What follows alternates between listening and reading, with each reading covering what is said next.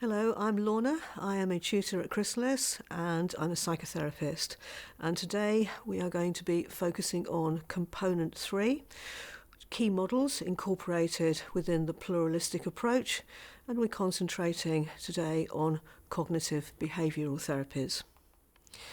In particular, we'll be looking at Ellis's REBT. We'll also consider some of the third wave therapies within CBT. And then we'll also be looking at working with clients online and equality, diversity and inclusivity. So we're going to start today with working with clients online. Now, if you have already been working online in class in year 2, then this will be very familiar to you. But it may be that you're beginning to start practicing and learning and indeed working with clients online for the very first time. So you'll have lots of opportunity in your class to practice how it feels to work online with a client, and to practice, all of those practicalities that it's kind of difficult to just talk through face to face. You actually have to experience them. So working online feels different to working face-to-face in the room with a client, but there are some similarities as well, and working online has actually become increasingly popular over the past few years, and platforms such as Zoom and Teams and Skype were actually what allowed many therapists during the pandemic, during lockdown, to continue to support clients when actually we weren't able to meet face-to-face with those clients. It's meant that the popularity of online work has now really come into its own, and it's very important, therefore, however you decide to practice, either on placement or indeed in the future, that you have both skill sets, that you can offer the variety of choice to your clients, that you can offer them working in the room, face-to-face, but also working through these various platforms. And it's important, therefore, just as you've taken care to think about how you would set up your therapy room, to actually think about how you set up your virtual therapy room as well. And these practicalities obviously need working through before you actually start your work with clients. Now, if you are going to be doing a proportion of your work online through your placement work with clients, then it's important that you understand their policies and how they would like you to work, and perhaps how their equipment and their format works as well. So if you need to be using your own equipment, then obviously you need a device to work from. A suitable device. A mobile phone has a very small screen and it's not going to be suitable for this work. You actually need to be using a laptop or a PC with a monitor, and a good quality camera and microphone is definitely essential. You'll also need to download and register with a platform or platforms that you intend to use, because most therapists can offer different options to a client for work online. So I think one of the most important issues that you really need to be thinking through, though, is in relation to privacy and data collection. So these type of issues really come to the foreground because it's very different actually to working with a client who comes into the room and there you are, you're sitting together, and any forms or any data that needs to be collected can be done face to face in that moment. Then, if, for example, we're talking about collection of personal information for the assessment form or the signing of the contract, then that can be done together. It can be done by giving the client a copy, and then you're keeping a copy and you're keeping it safely within your own filing system in that locked cabinet. But if you don't have the option to actually meet with the client at all, then how is this going to work?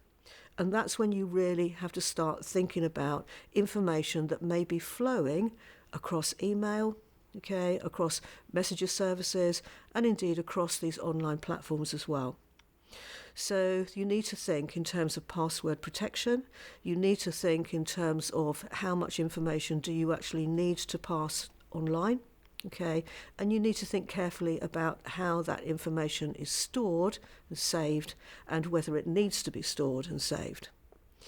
So these things become incredibly important, and your work on placement should have a very clear policy in place for this, and it's important that you understand that policy. So anything else written that has to be forwarded, there's a record of that information stored on devices. And, and actually to ensure that you are complying with data protection legislation, it's very important that you understand the principles of that.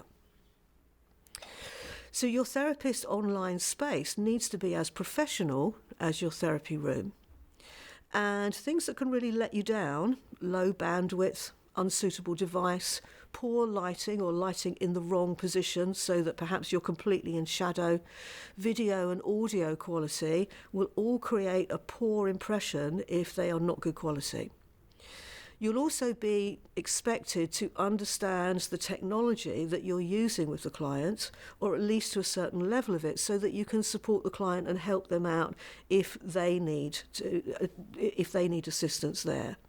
It can be incredibly anxious for the client that not only have they decided to embark on therapy sessions and they've got lots that they want to talk about and lots that they're struggling with at the moment, but then to have to go through the process of not being able to connect, not being able to hear sound, not being able to get their camera on, are all incredibly frustrating and anxiety provoking.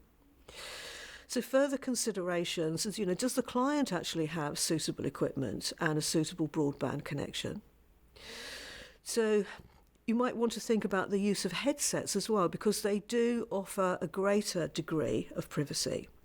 So, at least if a client is using a headset, for example, then what you're saying to them can only be heard by them if there happen to be other people in the building. The client is going to want to know that you are in a private space, so they are not being overheard. And you need to ensure that the client is in a private space as well, so that neither of you can be overheard by people who shouldn't be listening into those conversations you're having. Background noise may need to be addressed. Notifications need to be muted in order to avoid interrupting the session. Both parties need sufficient battery charge on the device. And any poor lighting or audio quality on behalf of the client will need to be addressed as well.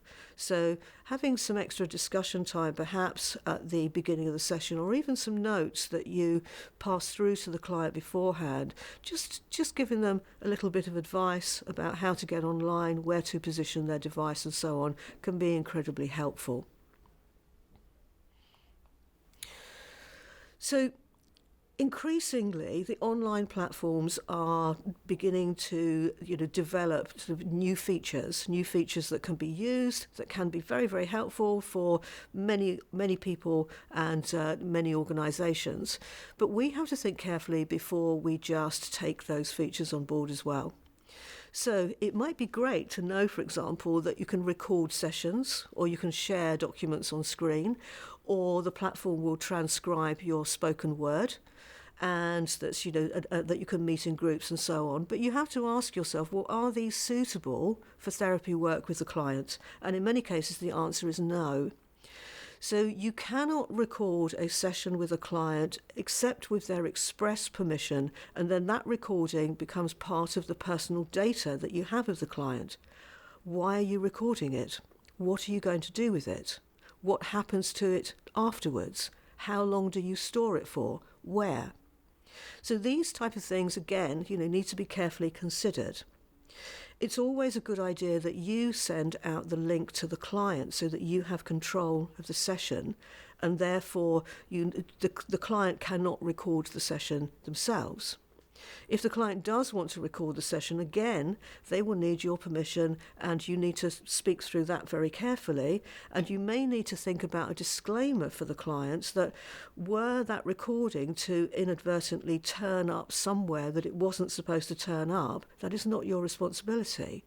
But then again, do you want that to be the client's responsibility either? So, other considerations: people can feel very uncomfortable seeing themselves on screen. And you can actually find that instead of the client being able to really focus with you in the session, you notice that their eye line is just kind of drifting away, and that actually what they're doing is they're continually watching themselves.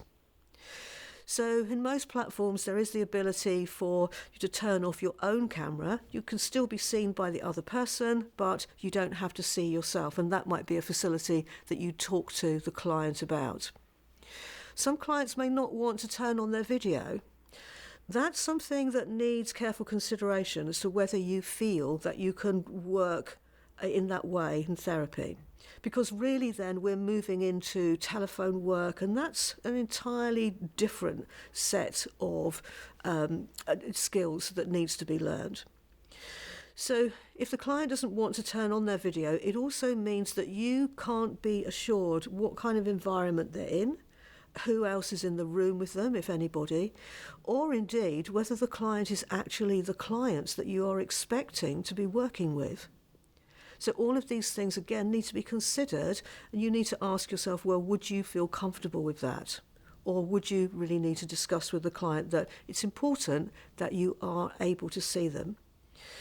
When you're able to see them online, then online therapy becomes more similar to actually working in the room, because you can notice the client's responses, you can notice their body language, you can notice their facial expressions, and you've got much more awareness of what the client is communicating and feeling at the time. So in order to make direct eye contact with the person, often you need to be actually not looking at the person on the screen, which sounds so counterproductive, doesn't it? But very often the camera is going to be either directly above the monitor, or it's going to be to one side if you're using something like a tablet. So this needs some kind of working out. Okay, it needs some working out that in order to maintain direct eye contact with the client, you need to be looking at the camera, not at them. So, this is the type of thing that you can practice in your classroom. You can practice with your peers, you can practice with your peers between classes as well. And these are the kind of considerations that it's just good to know that just like you become familiar with your therapy room and you know where everything is and you know what to expect when you enter it and your client knows what to expect when they enter it, then you can become familiar with your virtual therapy room as well. Okay, so that's just a brief run through of what you may need to consider to work online. And so for the remainder of this lecture now, we're going to be considering CBT approaches, then we will move on to some short discussion in relation to diversity. CBT approaches is something that we've already looked at quite extensively in Year 2. And you might remember that you started by looking at Beck's model of CBT, cognitive behavioural therapy, and how important the various elements of that approach are, and that is very much a kind of psychoeducational approach of helping the client to understand those different elements of their functions, their thinking style, and how their thinking style is related to their core beliefs, the schemas, and how that is actually influencing the outcome of any situation that they find themselves in. And if the client has a negative thinking style, negative beliefs and negative inferences, then the outcome is likely to be less satisfactory than if they have a milder, perhaps more realistic view of the situations that they find themselves in. So Beck is one of the pioneers of CBT. CBT, incidentally, is a therapy that is often delivered online. So, this is a good place to start in terms of your online practice, if that's possible for you. So, and the other major pioneer of CBT therapy is Albert Ellis. Okay. So, and Ellis originally called his therapy rational therapy. And then he recognised that other aspects were important, and he then called it rational emotive therapy, and then finally rational emotive behaviour therapy.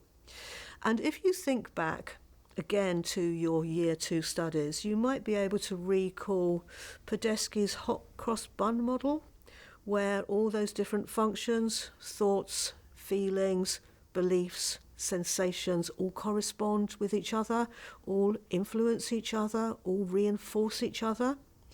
then Ellis's rational emotive behaviour therapy is very much concerned with that too, so that we can look at the different elements of experience.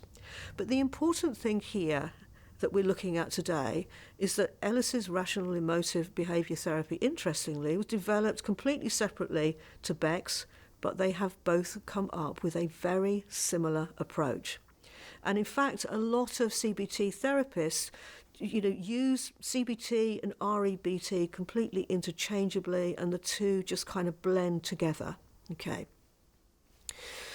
So other more modern, is that the right word to use? Yep. Approaches, so what we call third wave therapies that have developed from CBT, mindfulness-based acceptance and commitment therapy, or ACT. Okay, it is never described as ACT, always ACT. Okay, and dialectical behaviour therapy, and we will take a short moment in a while to actually look briefly at those two as well.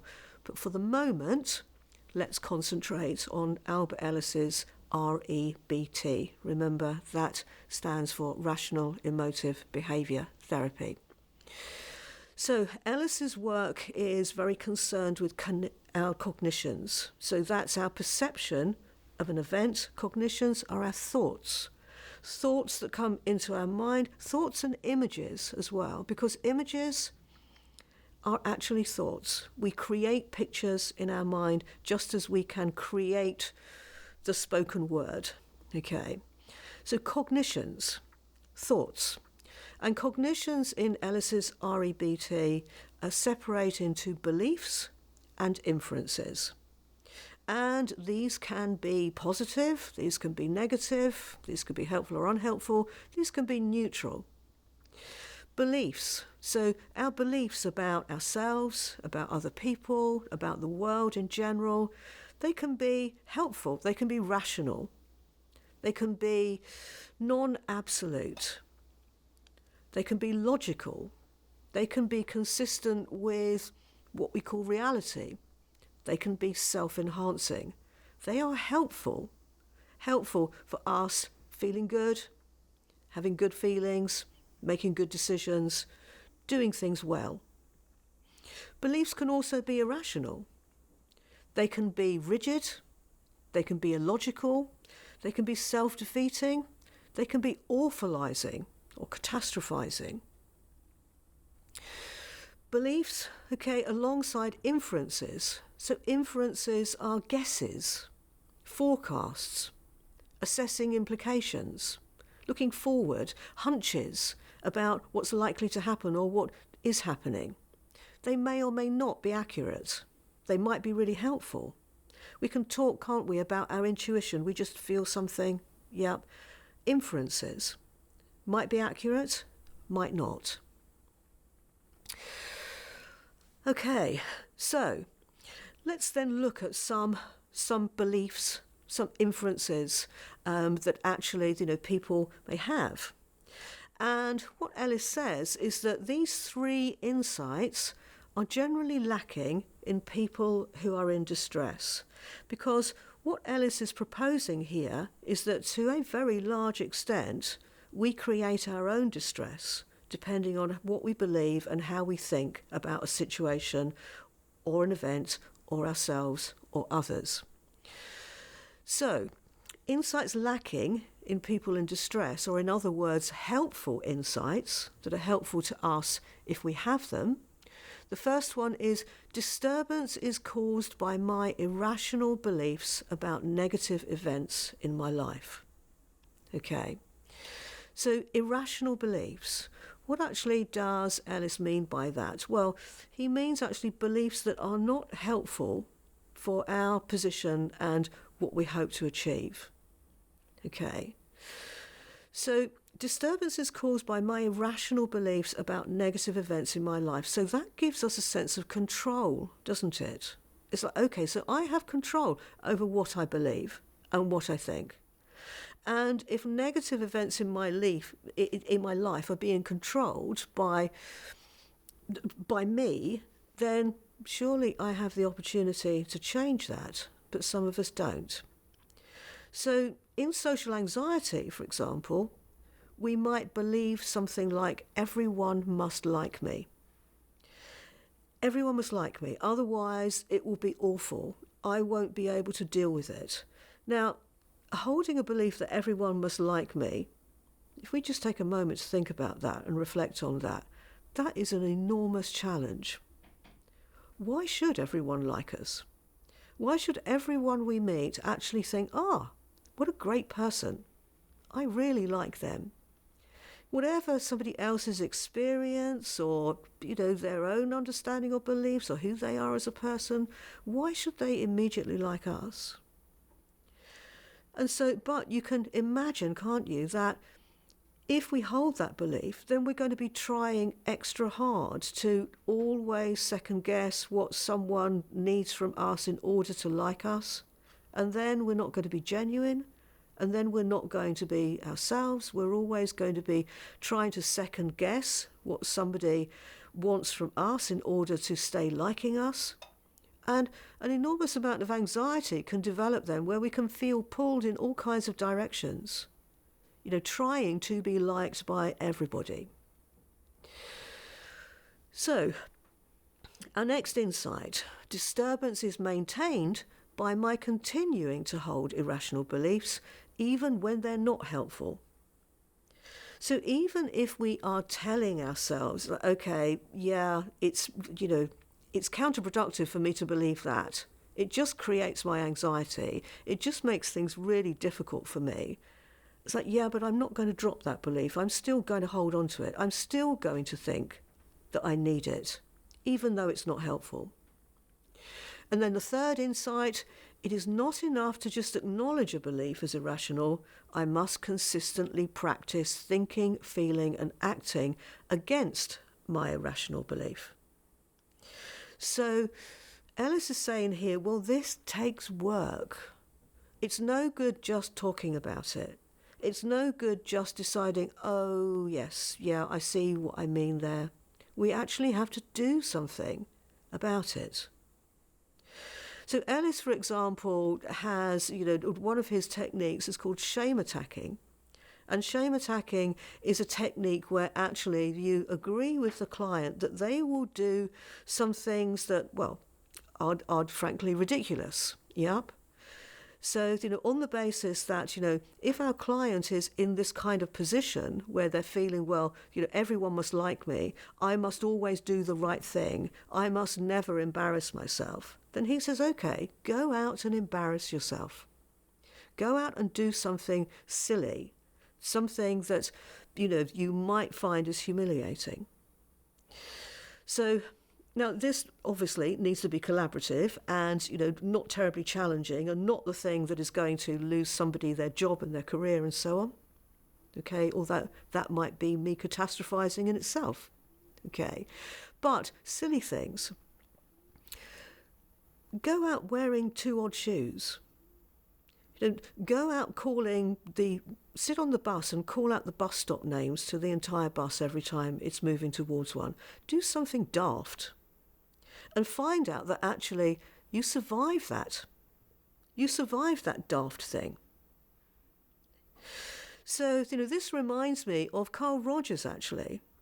Carl Rogers, who actually said, well, yes, so very shy, felt quite socially anxious, didn't have a partner, wanted to have a relationship, thought that really couldn't talk to girls, and so decided to ask out 100 women sitting on a park bench, and just did it. And I believe the story goes that 99 of those women rejected him, and the one who said yes didn't turn up. However, what he proved to himself is that he could do it. He could just do the thing that he thought he couldn't do. And he survived it. And I'm sure that after he got to, the 20th time or the 25th time, it became easier and easier. And then he realised that that challenge just wasn't really a challenge at all. And he survived it. Okay, so I think you're getting the picture now that REBT is an active directive therapy, but I do mean by directive that it is still collaborative. You can't force the client to do something that they don't feel very uncomfortable doing. The skill here is to actually collaborate on something that takes the client out of their comfort zone so that they can feel the success of being out of their comfort zone, but doesn't take them so far out of their comfort zone that takes them back many steps, or even leads to them not continuing therapy, or leads to them feeling worse. We know that we are never in a position of wanting the client to feel worse. We want the client to feel better by having challenged themselves and then succeeded in that challenge and feeling good about that and knowing they can do it. So this active directive therapy is like a process of assisting the client to determine their emotional and behavioural disturbance, so to actually understand what is going on for me, and to actually break that down into the various aspects of their experience.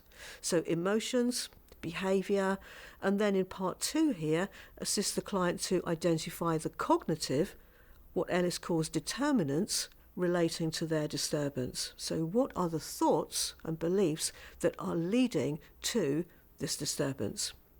And then assist the client to work continually at changing their irrational beliefs and interferences. And remember what Ellis was saying, that this takes work. It takes practice, rehearsal. It takes forming a new habit. So continually working to change this. And we return now to something that, again, we looked at in year 2, which is a thought record. And this thought record here demonstrates Ellis's ABCDE model. Okay. CBT does really love an acronym. So A stands for the activating event, B stands for the belief, C the consequences, and then these further 2 columns. Okay, here's the change. All right, so dispute and effect of the dispute. So what happens here, this is a thought record that you would work with the client to understand that they can fill this out themselves between sessions, and to keep considering, okay, new events that has happened, new events that might be triggers, or new events that were different, or some kind of created some kind of response. Don't have to be big events. The important thing about this work is that it's about the here and now. Okay, that's very important. So this is not, okay, my partner forgot my birthday 15 years ago. This is my partner forgot my birthday yesterday. Okay, it's very important to work in the here and now with something that is relevant and recent and quite small. So because what happens in this work is that Ellis says that actually, if you build up a picture of several different little events where you responded in ways that you didn't feel you responded best throughout the day, throughout the week, and so on, then you will start to find that a pattern emerges. The event itself doesn't matter. The pattern comes from your beliefs and your consequences. You find that there's a pattern in what you think about the events, and then you find that the consequences lead on from there. So generally, this thought record is not going to be one event. The client might come back the following week in the session with a thought record that is listing 25, 30, perhaps more events. Okay, sometimes less than that, depending on how much they've really focused on this. And it is important that the client does understand what you're asking them to do here before they go away from the session. So it's important that actually they rehearse this in the session. So let's look at the simple example that is demonstrated here on this slide. So the activating event, the A, is partner forgot my birthday. So thoughts that came into mind, the beliefs there, people don't love me. People don't love me if they don't consistently show it. And then how could they forget? Do people not realise how important these things are for me? So the consequences of this, anger, hurt, sulking, starting an argument, being resentful. That's considering finishing the relationship. So not a good outcome. Okay. So Ellis would then ask us, it's like, all right, well, the activating event stays the same. You're still with the situation that your partner has forgotten your birthday. But how could you think differently about that? How could you dispute your current beliefs? How could you think differently so that the effect, the outcome of disputing that would be different? What effect would you like to have? Well, perhaps you'd like to find the event amusing, forgive, have a laugh about it, make future plans to make up for it. All feels a lot better, perhaps. So disputing those beliefs, it's like, okay, I respect myself. I know I can survive without constant affection. I know they're feeling guilty and they didn't remember.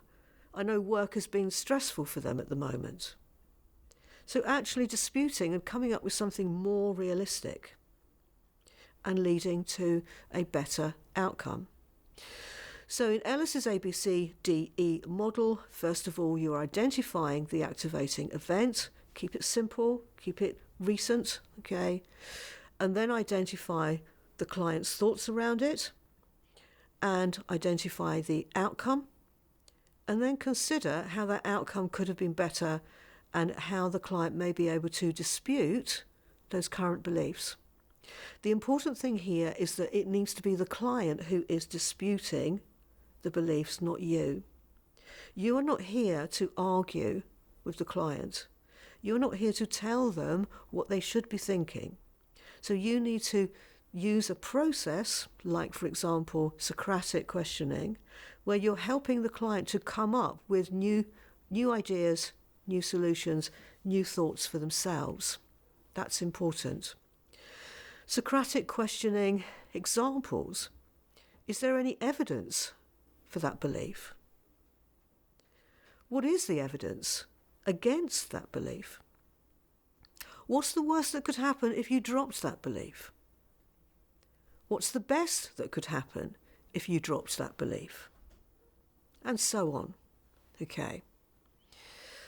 And over on the other side of the slide here, we have some examples of what Ellis considers to be some of the shoulds and musts and have-tos that we can hold on to that make things very difficult for ourselves. I must be outstandingly competent or I am worthless. There is a perfectionism there. I must do everything really, truly well. Now, of course, if we soften the edges of that, of course, sometimes it's important to do something well. Of course, sometimes it is important that we want to do as well as we can, but we must always be well. And then that inference that if I don't do things well, I am worthless, I am worth nothing if I don't do things well. Unrealistic. Others must treat me well or they are awful. Does this go back to our example that we just looked at? So not just am I worthless, but they're awful. They are awful if they accidentally forgot my birthday. The world should always give me happiness or I will die. So we have to forgive Ellis in some ways. So he has an interesting way of phrasing things sometimes. Okay, but here we have something that actually, I can't survive in a world unless I am joyful, unless everything works out just right for me, unless I'm always happy. And we need to perhaps benefit from developing an understanding that we won't always be happy. There will be stresses, but we can deal with them, and that's okay. We can deal with the difficult times, the difficult days. We have resilience and resources to do so. So REBT uses a combination of methods. The thought record that we have just looked at is one of those. So also mentions, actually behavioural homework, like shame attacking. Okay, there can be other types of homework that you can collaborate with the client to set.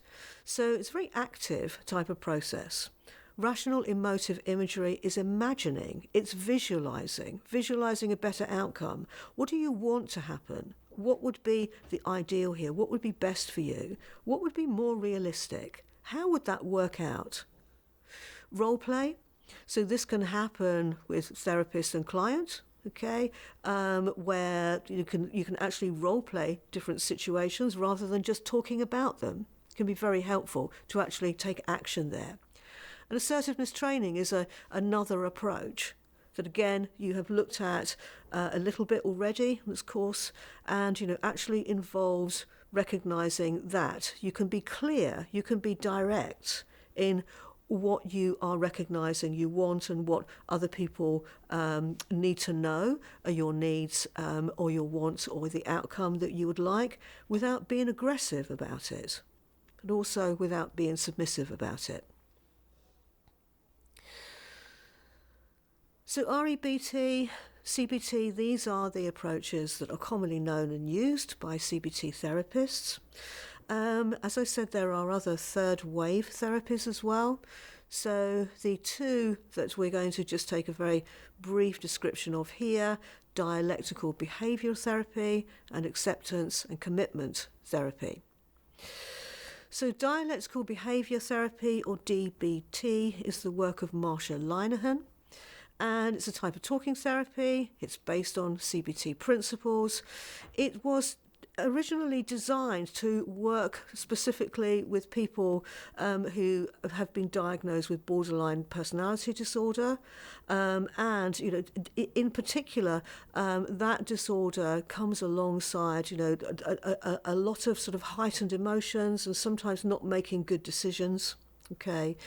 DBT sort of takes a combination of, first of all, helping the client to accept who they are and to grow their acceptance as a person and to have a safe space to talk through things with the therapist and, to build their sense of self-worth and self-esteem, but also to build their resources, to build their mechanisms to actually be able to deal with situations, to have better coping skills, to build their resilience. So it's that two-part process of accepting ourselves and then building on that foundation of acceptance with new skills and new insights. So acceptance and commitment therapy, or ACT, based on relational frame theory, assumes psychological problems are due to a lack of flexibility of behaviour or effective behaviour. So main components present are acceptance and mindfulness processes. And again, this therapy is very connected with us being able to identify our thoughts and whether those thoughts are helpful or not, but takes this very interesting approach, actually, which is based on mindfulness, that yes, we can be aware of our thoughts. We can use a process called metacognition, where we can think about our thoughts.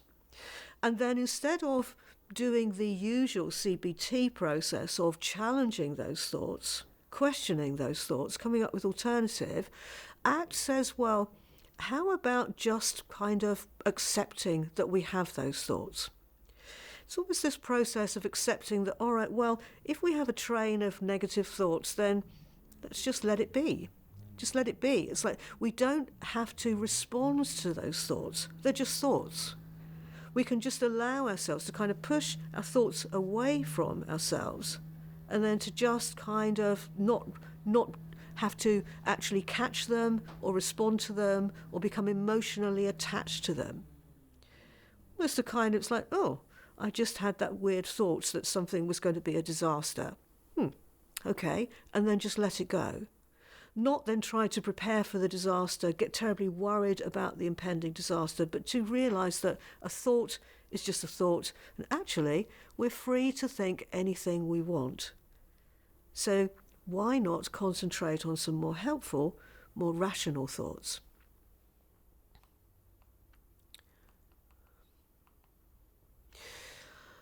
So how does CBT fit in with pluralism? Well, very well, actually. There are some similarities, but there are also some differences. So similarities, well, perhaps it's wrong to say similarities, because remember that pluralism is a framework, and pluralism is a framework that brings in other aspects of other approaches, and it brings in what it's found works. So pluralism is an evidence-based approach. Okay, it looks at the available evidence of what works best in therapy, and that's not necessarily the therapeutic approach, but it's the methods that different approaches use. So it's looked at what works well with CBT.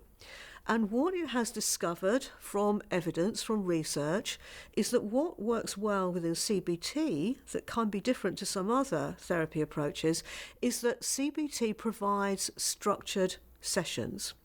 It provides structure to the therapy, and that clients like that. So pluralism also aims to provide structure to therapy, structure to the process of therapy, so setting of goals and tasks and methods. Sometimes actually structure within each session as well, so setting goals for the session, having an agenda for each session. CBT takes a collaborative approach, and pluralism finds that very helpful indeed. And, and asking for client feedback, actually having this kind of, this interactive process of how are we doing? How is this working for you? Are we doing okay in this session? Is there anything you would like to be doing different? So actually having a communication about the work that you are doing together in session. So building on clients' strengths and resources. Personalising the therapy. Okay, so, remember that subjective experience, okay? What does the client want from therapy? Asking them, okay? And monitoring the therapy through feedback. So CBT quite often, for example, provides feedback forms for clients to complete at the end of each session, or at least a time to discuss that. How was this session? How are we doing? What would you like to change? What didn't you like? Differences. Okay, so there is, a strong focus on the core conditions in the pluralistic approach, although do have to say that actually CBT is recognising more and more the importance of the therapeutic relationship and indeed the core conditions. So CBT therapists use the core conditions too, but pluralism sees them as absolutely vital as a framework for therapy. The pluralistic approach recognises that lots of different things can help clients. And if we want to know what clients want, we should ask them. So CBT to a certain extent does that as well, but perhaps stays still within the CBT framework. Okay, so many CBT therapists who are exclusively CBT therapists will not switch over to other approaches if other approaches might be more helpful at the time. Pluralistic approach actually believes that one model doesn't have all the answers. Okay, let's take a little look now at an important aspect of working with people generally and working with clients. So having just spoken about the pluralistic approach in terms of different therapy approaches are needed at different times. People are different. Clients have different needs at different times of therapy, and not one style of therapy will suit all clients. We begin to recognise, the diversity of our clients. So, diversity in terms of, we already, taking a pluralistic or indeed other approaches such as person-centred, recognise that every person is an individual. Every person is an individual, and the subjective experience of the individual is vital. But within that subjective experience of the individual, there may also be sort of certain experiences or characteristics of that person that will make a difference for their experience as well. And diversity is about that. Diversity is about us recognising the diverse nature of us human beings. And diversity is concerned with protected characteristics, where we have recognised that, that there are many situations where actually, people can find themselves at a disadvantage or indeed an advantage because of certain characteristics. And disadvantage means that by law now, characteristics are protected. Okay. So diversity in itself is a really interesting phrase because, some people have defined diversity as diversity from the norm. But what is the norm? what is the norm? Is one gender the norm? So is one ethnicity the norm? No.